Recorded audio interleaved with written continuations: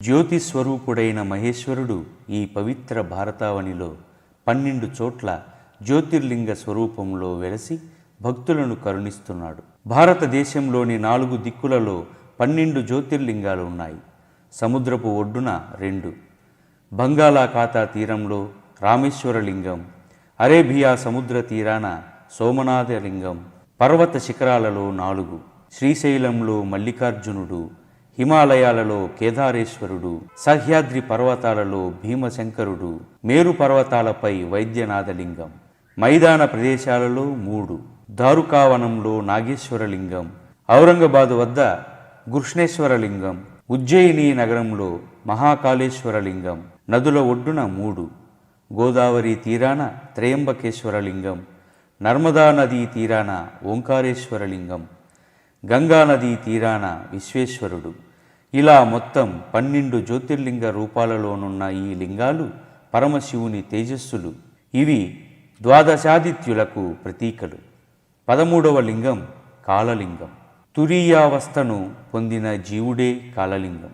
తైత్తిరీయోపనిషత్తును అనుసరించి బ్రహ్మ, మాయ, జీవుడు, మనస్సు, బుద్ధి, చిత్తము, అహంకారము, పృథ్వీ, జలము, తేజస్సు, వాయువు, ఆకాశం, ఈ 12 తత్వాలే 12 జ్యోతిర్లింగాలు. ఇవన్నీ ప్రతీకాత్మకంగా మన శరీరంలో ఉన్నాయి. కాఠ్మాండులోని పశుపతినాథలింగం ఈ 12 జ్యోతిర్లింగాలకు శిరస్సు వంటిది. ఈ జ్యోతిర్లింగాలలో ఒక్కొక్క జ్యోతిర్లింగానికి ఒక్కొక్క మహిమ ఉంది. 12 జ్యోతిర్లింగాలను దర్శించినా స్పృశించిన అనేక మహిమలు మన జీవితాలలో ప్రస్ఫుటమవుతుంటాయి. 12 జ్యోతిర్లింగాలను దర్శించుకోలేని వారు కనీసం ఒక్క లింగాన్నైనా దర్శించగలిగితే అనంతకోటి పుణ్యం లభిస్తుందనేది పెద్దల వాక్కు. ఇప్పుడు మనం 12 జ్యోతిర్లింగాల విశిష్టతను తెలుసుకుందాం. సోమనాథ జ్యోతిర్లింగం. స్వామి సోమనాథునిగా వెలసిన కథ స్కంద పురాణంలో ఉంది. బ్రహ్మదేవుని మానసపుత్రుడైన దక్ష ప్రజాపతికి అశ్విని నుంచి రేవతి వరకు 27 మంది కుమార్తెలున్నారు. తన కుమార్తెలను చంద్రునికిచ్చి ఘనంగా వివాహం జరిపించాడు దక్షుడు. అయితే చంద్రుడు రోహిణిని మాత్రం అనురాగంతో చూస్తూ మిగిలిన వారిని అలక్ష్యం చేయసాగాడు. మిగిలిన వారు తండ్రితో ఈ విషయాన్ని మొరపెట్టుకోగా దక్షుడు అల్లుడైన చంద్రుడిని మందలిస్తాడు. అయినప్పటికీ చంద్రుని ప్రవర్తనలో మార్పు రాకపోవడంతో క్షయరోగగ్రస్తుడవు కమ్మని చంద్రుడిని శపిస్తాడు దక్షుడు.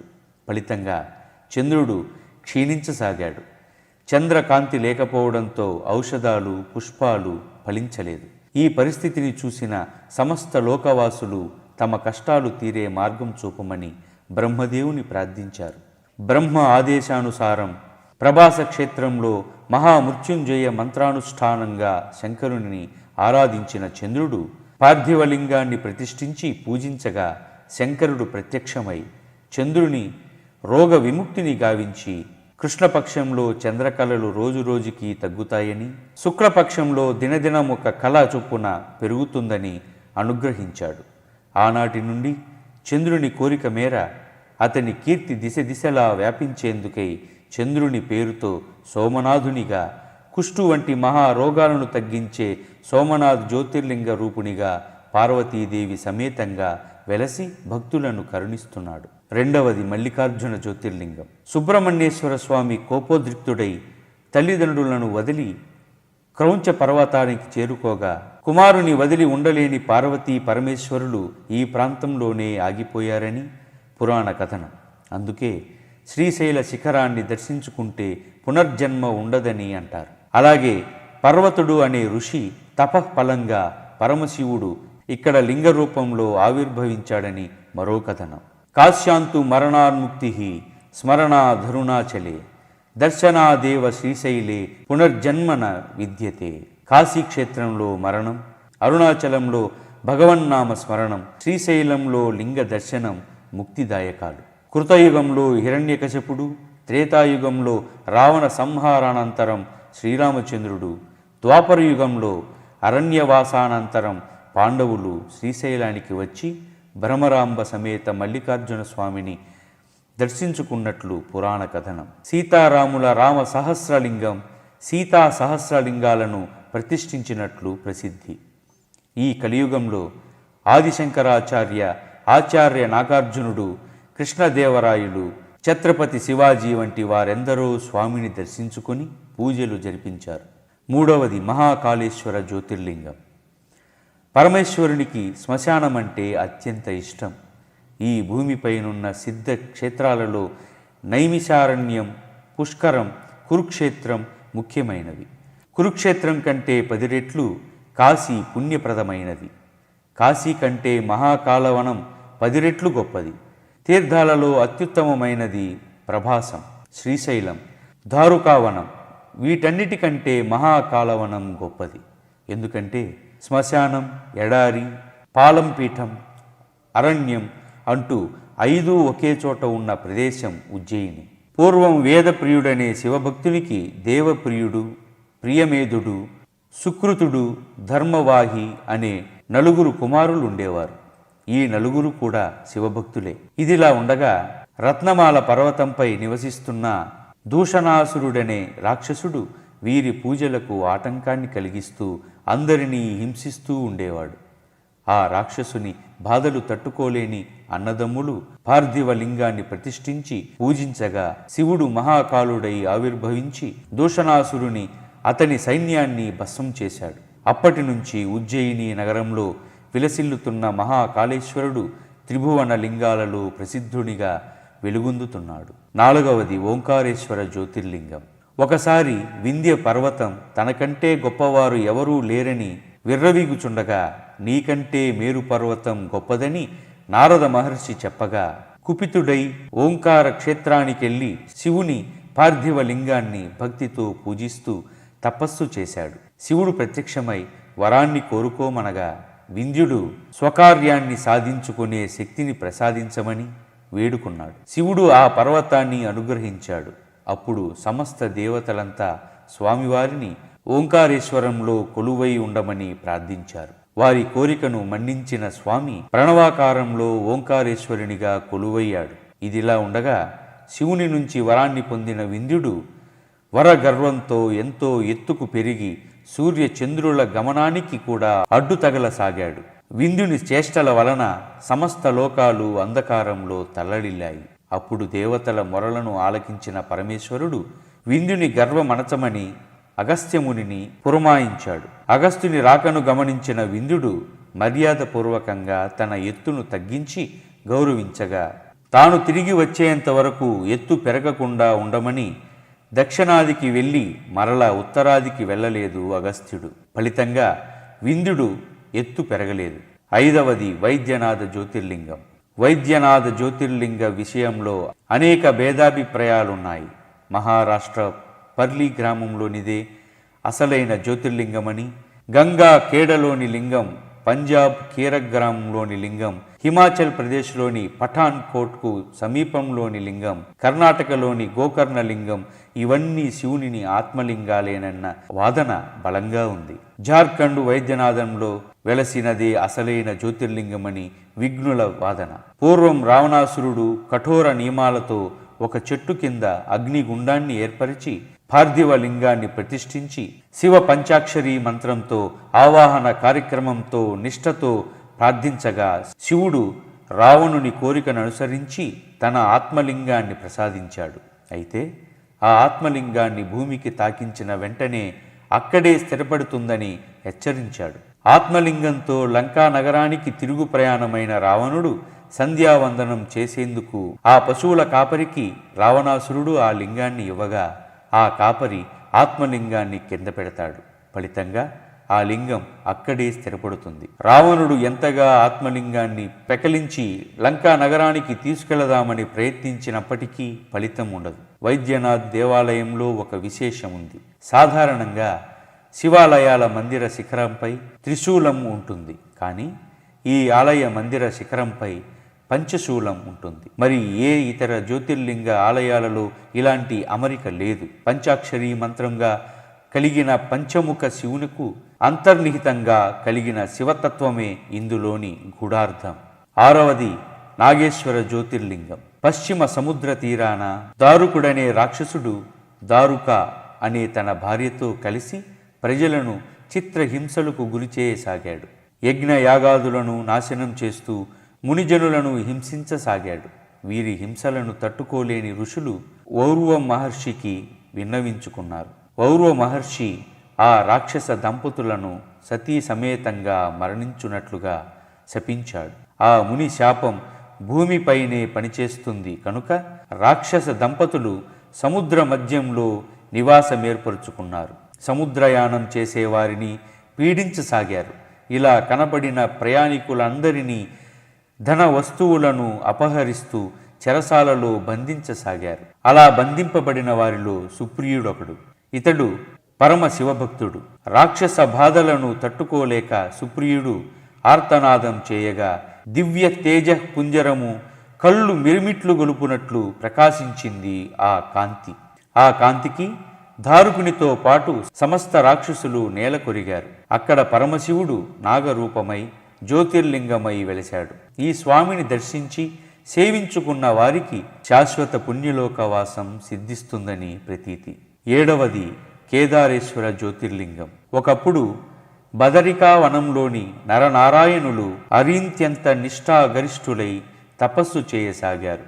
వారు కేదార క్షేత్రానికి వెళ్ళి మందాకినిలో స్నానం చేస్తూ పార్థివ లింగాన్ని ప్రతిష్ఠించి పూజ చేయసాగారు. వారి తపస్సుకు మెచ్చిన పరమశివుడు ప్రత్యక్షమై వరం కోరుకోమనగా జ్యోతిర్లింగ రూపంలో వెలసి జనులను గర్భవాస నరకము నుంచి తొలగించి ముక్తిని ప్రసాదించమని ప్రార్థించారు. ఈ క్షేత్రం అత్యంత ప్రాచీనమైనది. నరనారాయణులు, పంచ పాండవులు, ఉపమాన్య మహర్షి, ఆదిశంకరాచార్యుల వారు ఈ దివ్య క్షేత్రాన్ని దర్శించుకున్నట్లు ఆధారాలున్నాయి. 12 జ్యోతిర్లింగాలలో 7వదిగా ప్రసిద్ధి పొందిన ఈ కేదారేశ్వర లింగం హిమాలయాలపై సముద్ర మట్టానికి 11,760 అడుగుల ఎత్తులో ఉంది. కేదారేశ్వర జ్యోతిర్లింగం లింగాకారంలో కాక పట్టక రూపంలో ఉంటుంది. స్వామిని భక్తులు తాకి అభిషేకాలు చేస్తుంటారు. వైశాఖ శుద్ధ పాడ్యమి మొదలు ఆశ్వయుజ బహుళ చతుర్దశి వరకు 6 మాసాలు మాత్రమే ఆలయం తెరిచి ఉంటుంది. దీపావళి రోజున స్వామికి నేతితో వెలిగించిన దివ్య జ్యోతులు 6 మాసాల తర్వాత తెరిచి ఉన్నప్పటికీ వెలుగుతూ కనిపిస్తుంది. 6 నెలల పాటు ఆలయం మూసి ఉన్న సమయంలో కొండ దిగువన ఊర్వి మఠంలో స్వామి కొలువై భక్తులకు దర్శనమిస్తూ ఉంటాడు. ఇక్కడ స్వామి అర్చనకై బిల్వ దళాలు దొరుకునందున రుద్రప్రయాగ నుండి బ్రహ్మ కమలాలను తెప్పించి పూజ చేస్తారు. ఇక్కడ అమ్మవారైన కేదార గౌరీ ఆలయానికి దక్షిణం వైపు సింహద్వారం ఉంది. ఆలయ సభా మంటపంలో నంది, పాండవులు, ద్రౌపది, కుంతి, శ్రీకృష్ణ భగవానుడు విగ్రహాలున్నాయి. దేవాలయం పైభాగంలో కనిపించే 3 శిఖరాలు త్రిశూలాన్ని తలపిస్తాయి. దేవాలయానికి 8 దిక్కులలో రేతకుండం, శివకుండం, భృగుకుండం, రక్తకుండం, వహ్నికుండం, బ్రహ్మతీర్థం, హంసకుండం, ఉదకకుండం అంటూ 8 తీర్థాలున్నాయి. స్వామికి అభిషేకం చేసేందుకు ఇక్కడ గంగనీరు దొరకదు. కాబట్టి భక్తులు హరిద్వార్, రుద్రప్రయాగ వంటి చోట్ల నుండి సీసాలతో గంగను పట్టుకెళ్లి స్వామికి అభిషేకం చేస్తూ ఉంటారు. 8వది త్రయంబకేశ్వర జ్యోతిర్లింగం. ఈ క్షేత్రాన్ని త్రిసంధ్యా క్షేత్రమని కూడా పిలుస్తుంటారు. త్రయంబకేశ్వరుడు స్వయంభువుడు, అమ్మవారు త్రయంబకేశ్వరి. స్వామివారి ఆకృతి విచిత్రంగా ఉంటుంది. రిపీట్. ఇక్కడ పానపట్టం మధ్యలో లింగం ఉండదు. ఆ స్థానంలో రుబ్బురోలు లోపలి భాగం వలె గుంటతో లోతుగా ఉంటుంది. పరమశివుడు త్రిగుణాత్మకమన్నట్లు 3 భాగాలుగా ఉంటుంది. వనవాసంలోనున్న శ్రీరామచంద్రుల వారు సీతాలక్ష్మణ సమేతంగా పంచవటిలో పర్ణశాలను నిర్మించుకొని ఉంటుండగా లంకేశ్వరుని సోదరి శూర్పణఖ శ్రీరాముని కామించగా అందుకు తగిన ప్రాయశ్చిత్తంగా లక్ష్మణుడు ఆమె ముక్కు చెవులను కోసి ఇంటిదారి పట్టించాడు. శూర్పణఖ ముక్కు కోసిన ప్రాంతమే నేడు నాసిక్గా పిలువబడుతోంది. ఇక్కడే గోదావరి పుట్టింది. ఇక్కడ బ్రహ్మగిరి అనే పర్వతం ఉంది. ఈ పర్వత శిఖరాగ్రాన గౌతమ మహర్షి అహల్య సమేతంగా తపస్సు చేస్తున్న సమయం. జనహితం కోరి గౌతమ ముని ద్వారా దివి నుంచి గంగను భూమికి రప్పించాలని నిర్ణయించిన మునులు అందుకు తగిన పథకాన్ని రచించారు. గౌతమ మహర్షి తన ఆశ్రమంలో వరి పైరును సాగు చేస్తున్నాడు. ఆ వరి పైరును పైకి దర్భతో సృష్టించిన ఆవు దూడలను పంపించారు ఆ మునులు. తపస్సులోనున్న గౌతమ మహర్షి ఒక దర్భతో వాటిని తొలగా దర్భ తాకినంతనే అవి చనిపోయాయి. మునుల పన్నాగం ఫలించింది. గోహత్యా పాతకం నుంచి బయటపడాలంటే గంగను భూమికి రప్పించి ప్రాయశ్చిత్తంగా స్నానం చేయమన్నారు. 1000 ఏళ్లు శివుని ప్రార్థించి గంగను భూమికి రప్పించాడు గౌతమ మహర్షి. గౌతమ మునీంద్రుల తపస్సు వలన భూమికి తీసుకురాబడినందున గౌతమీ నది అని, గోవు ప్రాణం వదిలిన ప్రదేశం నుంచి ప్రవహించిన కారణంగా గోదావరి అని ప్రఖ్యాతి చెందింది. ఈ పుణ్య గోదావరి నది దీన జనోద్ధరణ నిమిత్తమై ధారణ, ప్రవర, అంజత, ఎల్లోరా గుహలను దాటుకుంటూ ప్రాణహిత, చంద్రావతి, శబరి ప్రాంతాలలో ప్రవహిస్తూ దక్షిణ వాహినిగా మారి సుమారు 900 కిలోమీటర్ల ప్రయాణం చేసి మహారాష్ట్రంలోని కోటిపల్లి దగ్గర సాగరుని చేరుకుంటుంది. గౌతమీ నది పుట్టిన త్రయంబకంలో స్వయంభూనిగా వెలసిన స్వామి భక్తులను తన కరుణాపూరిత దృక్కులతో కాపాడుతున్నాడు. 9వది రామేశ్వర జ్యోతిర్లింగం. రావణాసురుని వధించిన శ్రీరామచంద్రుడు సీతా లక్ష్మణ హనుమత్ సమేతంగా పుష్పక విమానంలో అయోధ్య నగరానికి తిరిగి వస్తూ గంధమాధవ పర్వతంపై కాసేపు విమానాన్ని ఆపాడు.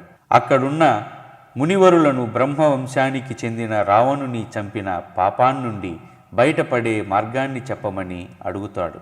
అప్పుడు ఆ మహర్షులు శివలింగాన్ని ప్రతిష్ఠించి పూజించటం కంటే ఉత్తమమైన మార్గం లేదని చెబుతారు. శ్రీరాముడు శివలింగాన్నొక్కటి తీసుకురమ్మని హనుమంతునికి పురమాయించగా శివలింగాన్ని తెచ్చేందుకు కైలాసానికి బయలుదేరుతాడు ఆంజనేయుడు.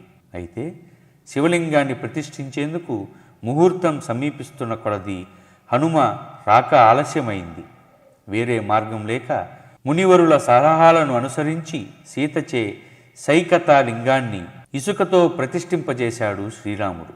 ఈలోపు కైలాసం నుంచి లింగంతో తిరిగి వచ్చిన హనుమంతుడు శివలింగ ప్రతిష్ఠ జరిగిందని తెలుసుకొని పరిపరి విధాలుగా చింతించసాగాడు. ఆంజనేయుని బాధను గమనించిన శ్రీరాముడు సైకత లింగాన్ని తొలగించి రాజతాతలం నుంచి తను తీసుకువచ్చిన లింగాన్ని ప్రతిష్ఠించమని చెబుతాడు. రాముని మాటలను విన్న ఆంజనేయుడు ఉత్సాహంతో ఇసుక లింగాన్ని తొలగించడానికి ఎన్నో విధాలుగా ప్రయత్నించి విఫలుడయ్యాడు. చివరకు తోకతో లింగాన్ని పెకిలించడానికి ప్రయత్నించాడు. ఆంజనేయుని అవస్థను గమనించిన శ్రీరామచంద్రుడు సుముహూర్త బలం, మంత్రబలం సైకత లింగానికి మహాత్యాన్ని కలిగించాయని, కాబట్టి కైలాసం నుంచి తీసుకువచ్చిన లింగాన్ని సైకత లింగం పక్కన ప్రతిష్ఠించమని చెప్పాడు. అలా శ్రీరాముడు ప్రతిష్ఠించిన లింగం రామేశ్వర లింగమని, హనుమంతుడు ప్రతిష్ఠించిన లింగం హనుమదీశ్వర లింగమని పూజలందుకుంటున్నాయి. రామేశ్వర లింగాన్ని పూజించిన వారికి బ్రహ్మహత్యాది దోషాలు తొలగిపోతాయి. కాశీయాత్ర చేసిన వారు గంగాజలంతో రామేశ్వర లింగాన్ని అభిషేకిస్తే ఈశ్వరానుగ్రహం కలుగుతుందని ఋషి వాక్కు. సమస్త ఐశ్వర్య సిద్ధి కలుగుతుంది. 10వది భీమశంకర జ్యోతిర్లింగం. త్రేతాయుగంలో భీమాసురుడనే రాక్షసుడు సహ్యాద్రిపై తల్లి కర్కటితో కలిసి జీవిస్తూ ప్రజలను పీడిస్తూ ఉండేవాడు. 10వది భీమశంకర జ్యోతిర్లింగం. త్రేతాయుగంలో భీమాసురుడనే రాక్షసుడు సహ్యాద్రిపై తల్లి కర్కటితో కలిసి జీవిస్తూ ప్రజలను పీడిస్తూ ఉండేవాడు. కర్కటి, పుష్కసి కర్కటుల కూతురు. లేకలేక పుట్టిన కూతుర్ని అత్యంత గారాభంగా పెంచసాగారు ఆ రాక్షస దంపతులు. యుక్త వయస్కురాలైన కర్కటిని విరాధుడునికి ఇచ్చి పెళ్లి చేశారు.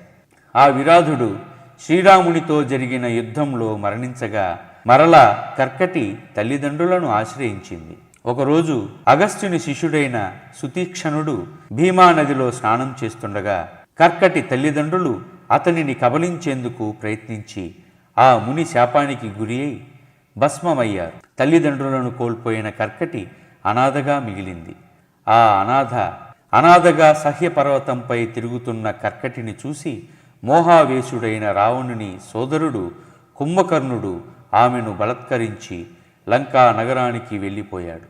ఫలితంగా కర్కటి గర్భవతై భీమాసురునికి జన్మనిచ్చింది. తన తల్లి కథను విన్న భీమాసురుడు దీనంతటికీ కారకుడు రామావతారం ధరించిన విష్ణువేనని, విష్ణువుపై తన పగను తీర్చుకోవాలని 1000 సంవత్సరాల పాటు బ్రహ్మ గురించి తపస్సు చేసి వరాలను పొందాడు. ఎల్ల లోకవాసులకు గడగడలాడించిన భీమాసురుడు కామరూప దేశాధిపతి సుదక్షునిని ఓడించి కారాగృహంలో బంధించాడు. అతని భార్య సుదక్షిణాదేవిని కూడా బంధించాడు. కారాగారంలో సంకెళ్లతో బంధింపబడినప్పటికీ ఆ దంపతులు మానస గంగా స్నానం చేస్తూ ఇసుక లింగాన్ని చేసి ఆరాధించసాగారు.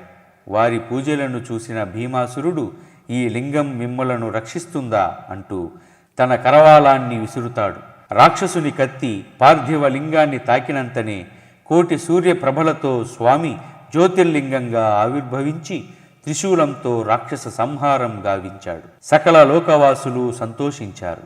అప్పట్నుంచి స్వామి లోక కళ్యాణార్థం అక్కడనే ఉంటూ భక్త జనావళిని కరుణిస్తూ ఉన్నాడు.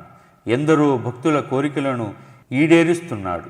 11వది విశ్వేశ్వర జ్యోతిర్లింగం.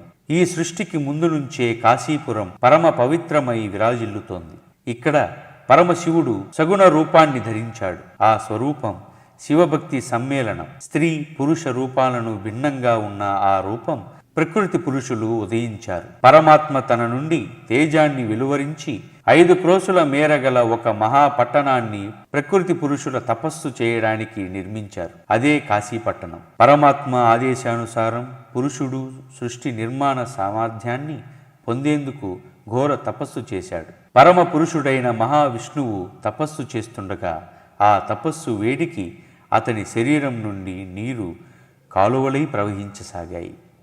ఆ జల ప్రదేశాన్ని చూసి ఆదినారాయణుడు ఆశ్చర్యచకితుడై తల ఊపాడు. ఆ ఊపుకు మణులతో కూడిన చెవి కమ్మ ఊడి ఒక చోట పడింది. ఆ చెవిపోగు ఊడిపడిన స్థలమే మణికర్ణిగా ప్రసిద్ధమైంది. అనంతమైన జలరాశి నుండి కాశీ పట్టణాన్ని పరమశివుడు తన శూలాగ్రంతో ధరించి కాపాడాడు. జాలం పైభాగంలో యోగ నిద్రా పరవశుడై ఉన్న నారాయణుని నాభి కమలం నుండి బ్రహ్మ ఉదయించి శివాజ్ఞను అనుసరించి సృష్టి చేయడానికి ఉద్యుక్తుడయ్యాడు. ముందుగా బ్రహ్మ 50 కోటి యోజన పరిమితమగు బ్రహ్మాండాన్ని సృజించి 4 వైపులా 14 భువనాలను నిర్మించాడు. ఆ బ్రహ్మాండం మజ్జిగలో వెన్నముద్ద వలె తేలియాడసాగాయి. ఐరావతాదులతో బ్రహ్మాండం సుస్థిరంగా నిలిచి ఉంది. ఈ బ్రహ్మాండంలో సగం మధ్యభాగం, మిగిలిన సగభాగంలో సగం ఊర్ధ్వభాగం, ఇక మిగిలి ఉన్న 25 భాగం అధోలోకమని చెప్పబడుతోంది. అప్పుడు దేవతలంతా పరమశివుని ప్రార్థించి భూలోకవాసులను కాపాడేందుకు ఇక్కడే శాశ్వతంగా ఉండమని విన్నవించుకున్నారు. వారి మొరలను ఆలకించిన పరమశివుడు విశ్వేశ్వర నామంతో జ్యోతిర్లింగమై కాశీ పట్టణంలో వెలసి భక్తులను అనుగ్రహిస్తున్నాడు. ఈ క్షేత్ర పాలకుడు కాలభైరవుడు. అష్టభైరవులు ఢుండితో సహా 56 గణపతులు, నవదుర్గలు కాశీలో కొలువై ఉన్నారు. కాశీలో గంగ స్నానం చేసి విశ్వేశ్వరుని, బిందు మాధవుని, ఢుండి గణపతిని, దండపాణిని, కాలభైరవుని, కుమారస్వామిని, అన్నపూర్ణను సేవించుకోవాలి. కాశీయాత్ర చేయలేని వారు కాశీ పేరుని తలుచుకుంటే చాలు యాత్రా పుణ్యఫలం దక్కుతుంది. కాశీలో మరణించిన వారికి కుడి చెవిలో శ్రీరామ తారక మంత్రోపదేశం లభించి మోక్షం సిద్ధిస్తుంది. రామేశ్వరం నుంచి ఇసుకను తీసుకొచ్చి కాశీ విశ్వేశ్వరునికి అభిషేకిస్తే ఎంతో పుణ్యం కలుగుతుంది. ఇక్కడ గంగా స్నానం చేసిన వారికి ముక్తి, అన్నపూర్ణాదేవిని పూజించిన వారికి భుక్తికి ఏ లోటు ఉండదు. 12వది కృష్ణేశ్వర జ్యోతిర్లింగం.